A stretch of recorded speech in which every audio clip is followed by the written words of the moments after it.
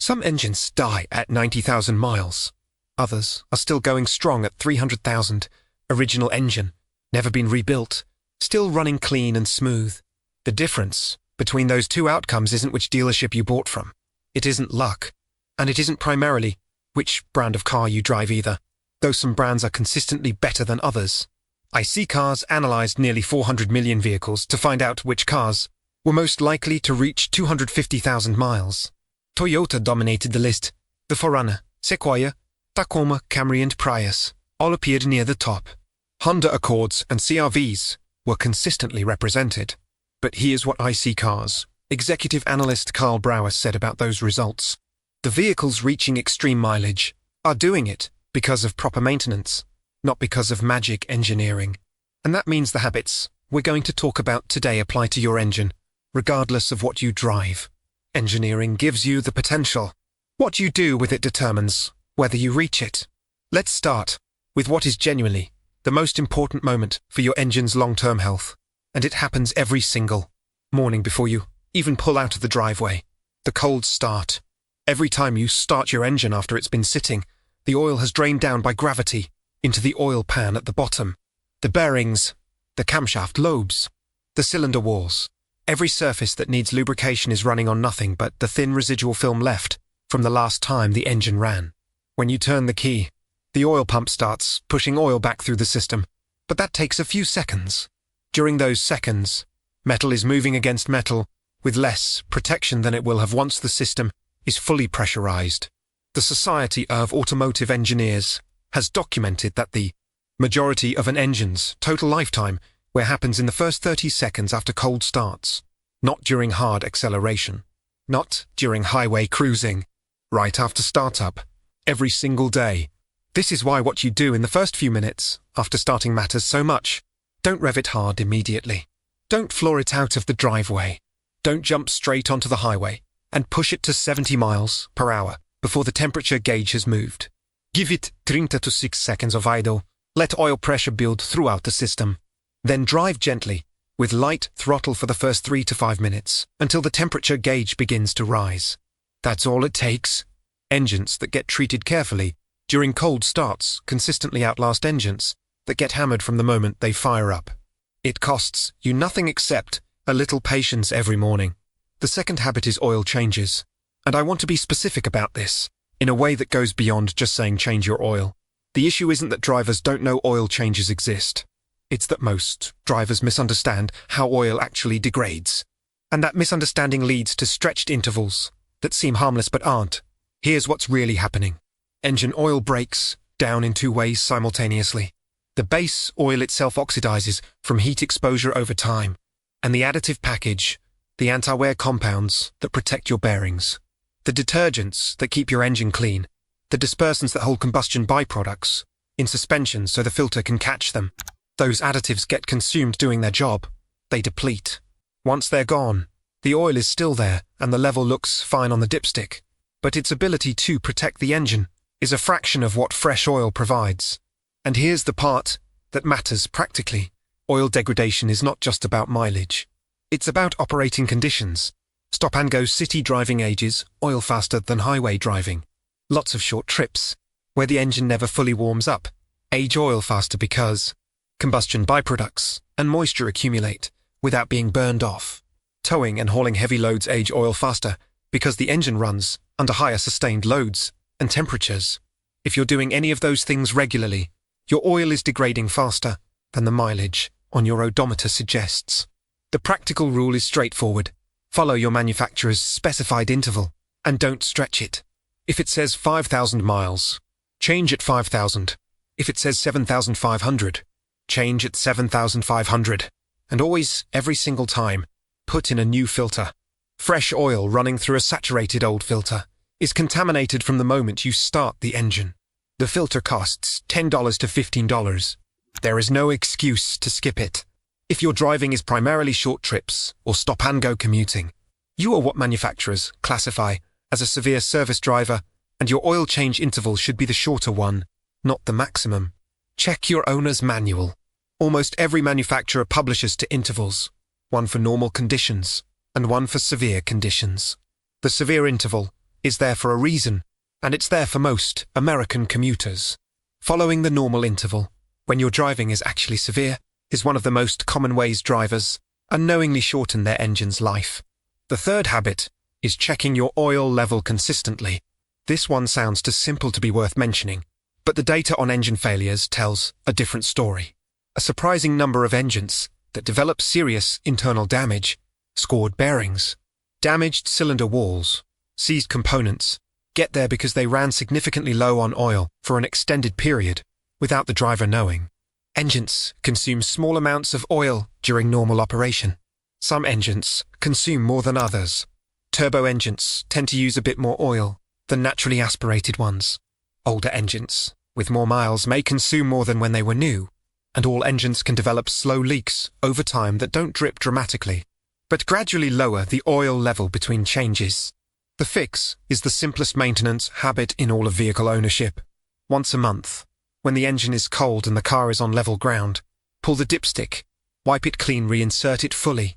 Pull it again and look at where the oil sits relative to the min and max marks. If it's between those marks, you're fine. If it's close to or below the minimum, add the correct oil for your vehicle until the level is back in the normal range. This takes 2 minutes. It costs nothing, and it protects you from the scenario where a slow leak or normal consumption quietly drops your oil level to the point where the engine is running with inadequate lubrication for weeks before you find out. Engines that make it to 250,000 and 300,000 miles almost always have owners who check the oil regularly. The ones that fail early at 80,000 or 90,000 often have owners who never looked at it between changes. Habit involves a fluid that the majority of drivers completely ignore: coolant. Engine coolant degrades over time in ways that aren't visible from the outside. The corrosion inhibitors in the coolant, the additives that protect the water pump, the aluminum surfaces of modern engine blocks and heads, the radiator, and the heater core from internal corrosion, those inhibitors deplete with age and mileage. Once they're depleted, the coolant still looks fine. The level in the reservoir is normal. The temperature gauge reads normal. But the cooling system is now running with fluid that's actively corroding the metal surfaces it's supposed to protect. The water pump impeller corrodes and eventually fails. The aluminum surfaces in the head and block develop pitting. The radiator tubes corrode internally and develop flow restrictions that reduce cooling efficiency. All of this happens invisibly, while the driver assumes everything is fine because the car isn't overheating. Most manufacturers specify a coolant flush interval of somewhere between 30,000 and 60,000 miles or 5 years, depending on the type of coolant. Organic acid technology coolants, the longer life orange and pink varieties used in most modern vehicles, typically last 5 years or 150,000 miles when the system is properly maintained with the correct coolant type. But mixing coolant types, running coolant past its service life, or using the wrong coolant for your specific system accelerates the degradation. Engines that reach 300,000 miles have cooling systems that have been properly serviced throughout their life. Engines that develop head gasket failures and overheating issues at 120,000 miles frequently have neglected cooling systems where corroded components failed and created cascading problems. The coolant flush is not a glamorous service, but it's one of the most consequential ones. The fifth habit is addressing leaks when they're small. This sounds obvious, but it's one of the most consistently ignored pieces of maintenance advice, and the consequences of ignoring it can be severe. Here's how a small leak typically plays out. A valve cover gasket begins to seep. Not drip dramatically, just seep. The oil might just be leaving a slight residue around the gasket edge. The driver notices it at an oil change, is told it's a minor leak, and decides to deal with it later. Months pass. The seep gets worse as the gasket continues to harden and deteriorate. Oil reaches the serpentine belt. The belt starts slipping and deteriorating from the oil contamination. Then the belt either snaps or causes the tensioner to fail. Now, you have a secondary repair on top of the original gasket issue, or the oil reaches the exhaust manifold, and every time the engine runs, there's a smell of burning oil. Left long enough, oil on a hot exhaust surface is a genuine fire risk. The repair cost math is not subtle. A valve cover gasket on most 4-cylinder engines costs $150 to $300 to replace properly. The chain of damage that can result from ignoring it. Serpentine belt, tensioner, potential timing system issues on interference engines, can run $800 to $2,000 or more. Coolant leaks follow the same pattern. A leaking hose or a weeping water pump seal caught early is a $100 to $300 repair. The same leak ignored until the coolant level drops enough to cause overheating can warp a cylinder head, a $1,500 to $3,000 repair minimum. The rule is simple. Fix leaks when they're small. At every oil change, ask your shop to look for evidence of external leaks and report anything they find. Address what they find promptly. Don't schedule it for when it gets worse, because when it gets worse, it will also get more expensive. The sixth habit is about your transmission fluid, and it's relevant to engine longevity in a way most drivers don't consider. Your engine and transmission are mechanically coupled. The engine's output goes directly into the transmission. When a transmission is poorly maintained and begins to struggle, running hot, slipping under load, operating inefficiently, it puts additional strain back on the engine. A transmission that's laboring under degraded fluid and worn components is harder for the engine to drive. The engine sees higher load, runs hotter, and in automatic vehicles, the torque converter lockup and shift behavior directly affect how the engine operates across different driving conditions. Keeping your transmission in good condition is, in a practical sense, part of keeping your engine in good condition. For conventional automatics, most manufacturers specify a fluid change every 30,000 to 60,000 miles. Follow that schedule as seriously as you follow the oil change schedule. The seventh habit is driving style, and it matters more than most drivers realize when you're thinking in terms of 200,000 or 300,000 mile lifespans. The engines that consistently reach extreme mileage almost universally live in vehicles driven by people who are not hard on their equipment as a daily habit. Smooth acceleration from stops, coasting to decelerate when traffic allows, rather than braking at the last second. Not revving the engine hard before it's reached operating temperature. Not lugging the engine at very low RPM under heavy throttle. That grinding, laboring feeling when you're into higher gear for your speed. Not running the engine at high RPM constantly under sustained load. None of this means slow driving. It means efficient, deliberate driving that doesn't put unnecessary stress on an engine that has to last 200,000 miles. Think about it from the engine's perspective. Every hard pull from a stop is high combustion pressure, high heat, high load on the connecting rod bearings, all at once.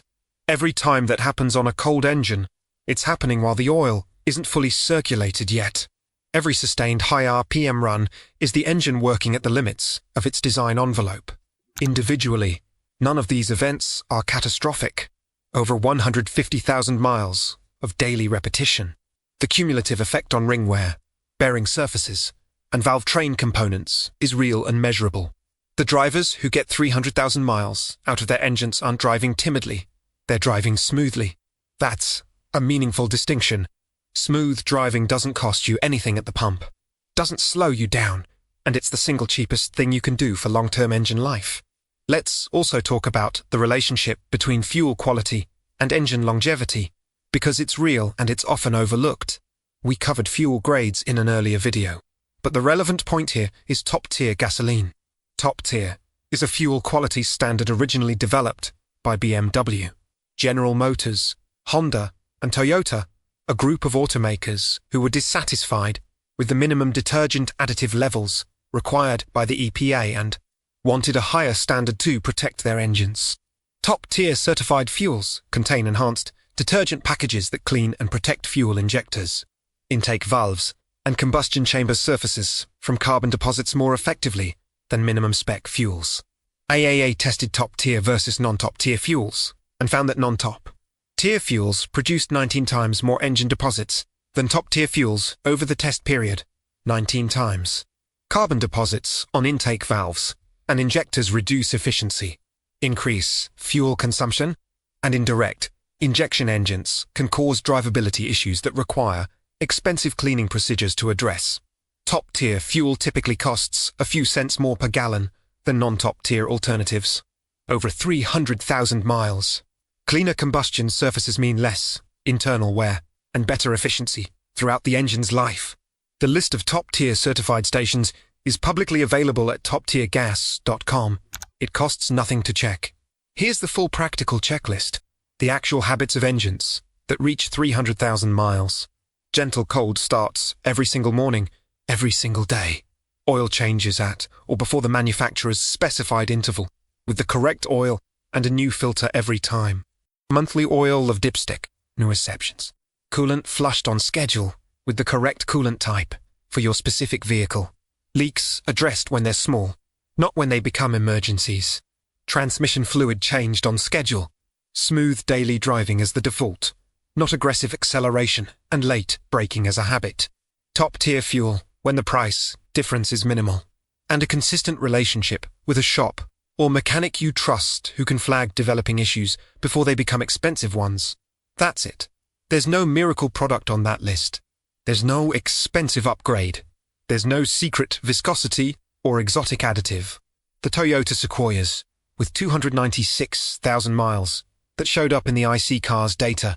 The Honda Accords, 50 miles on them. The fleet vehicles that roll 300,000 miles under hard use. They got there because someone followed through on exactly this list, consistently, over time. The engineering in a modern engine is genuinely capable of lasting that long.